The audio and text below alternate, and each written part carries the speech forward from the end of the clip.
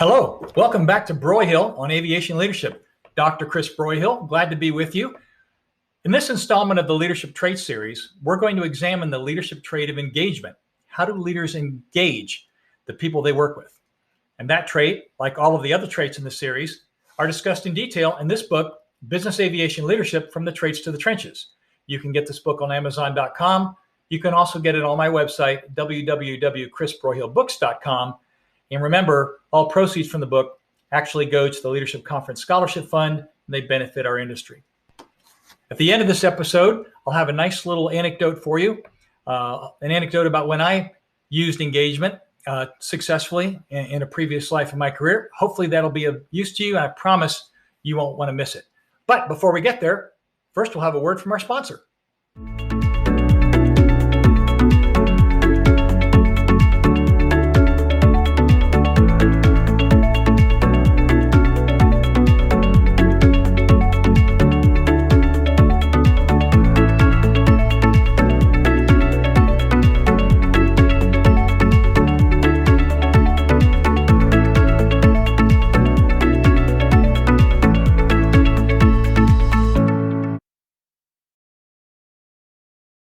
Engagement can mean many things. When we say the word engagement, sometimes we think of suitors on bended knee proposing to their future spouses. As a former fighter pilot, every time we did an air-to-air dogfight, we called that an engagement. So that's pretty much my context. Maybe the two are related, but that's a place we can go later. In this context, though, when we're talking about it in a leadership trait context, Merriam-Webster defines engagement very simply. It says it's the act of engaging, the state of being engaged, emotional involvement or commitment, which is something I think that we all sense when we think of engagement in a workplace context. But if we drill down on the definition of engagement in a leadership context, Holly Seaton, who's an executive coach for Flashpoint Leadership Consulting, says that employee engagement is a positive emotional connection an employee has to their work and the workplace. In short, she says, engaged employees care about their work, are committed to their organizations, and want to give more than is required or expected. More than simply satisfaction, she continues, employee engagement is a positive connection to the work employees do and a belief in the goals, purpose, and mission of that work. Employees and remote employees want to feel pride, satisfaction, recognition, and support, but more than that, they want to believe that their work matters, that they may contribute, and that it resonates with their values. When I did the statistical research on the attribute of engagement, I tried to use a phrase that focused on the personal relationship between leaders and their team members as defined above. And the phrase I settled on was knows who I am and cares about me as a person. And the statistical results from the research here were pretty consistent. On the rating scale from 1 to 7, the overall mean was 5.24 for everyone. For leaders, it was 5.36. For followers, it was 5.11. And while that might seem like a large difference, statistically it's not, because the conditions for Levine's test for variance were not satisfied. So those are statistically equivalent. And as far as the rankings, the 1 to 3 rankings are concerned, both leaders and followers ranked engagement 13th out of the 15 attributes that we haven't discussed and we'll discuss after this episode. So pretty consistent there. So as we've stepped through the various traits in this series, some of the personal examples that I've provided you have been positive, some have been negative, some of them have been really alarmingly negative, like the one in the last episode on courage. But this is a good one. Back in 2009, I was chosen to be the chief pilot for a major telecommunications company located in the Midwest. The competition for the job was incredibly fierce. There were like 200 applicants, and I was fortunate enough to be chosen for the job. The chief pilot had been vacant. A position had been vacant for several months prior to the time that I was hired. And the previous occupant had been asked to retire, shall we say, due to age-related issues. The director of aviation, my boss, had only been in his position for about a year when I was hired. And I instantly became the new guy, supervisor in a department with 5 other pilots, all of whom had been there forever. I think the one with the least amount of tenure was there 10 years. And 3 of the pilots were in their early 60s. So almost from the moment I came through the door, I could just kind of feel a sense of tension emanating from the pilot corps. At first, I was a little bit puzzled. I mean, we had no history. They didn't really know who I was. They hadn't seen me in action, so why the skepticism?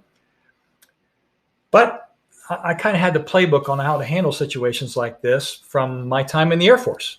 And that is, whenever you join a new organization, and this is true whether you're the leader or you're the follower, for the first about 2 to 3 months, mouth shut, eyes open, be around, listen, and watch. So that's what I did. In time, the reason for the pilot's distrust became clear. The previous chief pilot had acted as an interim director and was denied the job when my boss was hired.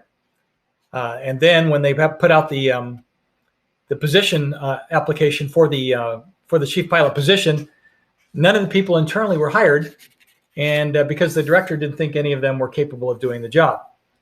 So since the previous chief pilot had been hired or asked to resign for age-related issues, the pilots, particularly the older pilots, felt maybe I was going to be the director's boy and that I was going to be like his axe man to get rid of the other older pilots. So I had to take a deep breath and kind of think through ways to try to engage these guys and to try to get us all on the same page. First thing I did was I sat down with each of them separately and just talked to them for a while to kind of figure out where they were in their lives, where they figure out where they were in their careers, what their goals were, just trying to get a sense of who they were and what they wanted to be. The second thing I did was something my predecessor never even attempted. We had 3 airplanes and 7 total pilots, counting 5 line pilots, myself and the director, and all 3 airplanes flew. We had 2 Falcon 900 EXs and a Hawker 900 EX, Hawker 900 LX, I think. I don't remember. A long time ago. So that's a lot of airplanes to keep flying with that few pilots. So what I did was I built an Excel spreadsheet and I started scheduling these guys and tracking how much they were flying. I honored hard days off when the guys wanted them, vacations when the guys wanted them. And we had some guys who had like 6 weeks of vacation because they had been with the company so long. Difficult to kind of fit into a year-long flying schedule for sure. Of course, we used contractors when we had to, and that was fine. But I tracked it. I tracked it down to the nth degree because I wanted to get their trust on the fact that everybody was going to fly the same amount, including me. I flew almost a full schedule. I flew the director as much as his job would allow and did my best to try to show them, hey, we're all on the same page. We're all on the same team here, and everybody's going to get treated equally. And in just a few months, the schedule, which had generated a lot of complaints among the pilot corps, those complaints kind of went away. They kind of metered out. The second thing I did involved our manual suite. We wanted to be ISBEO, and this is back in 2009, so this is earlier on in the ISBEO program, obviously. So I joined their help to try to help us together to build a new ops manual that would be ISBEO compliant, and gave them put them in charge of several sections of it, engaged them to be part of that process, and they did, and we got certified or registered to ISBEO level 1 in a space of just a few months.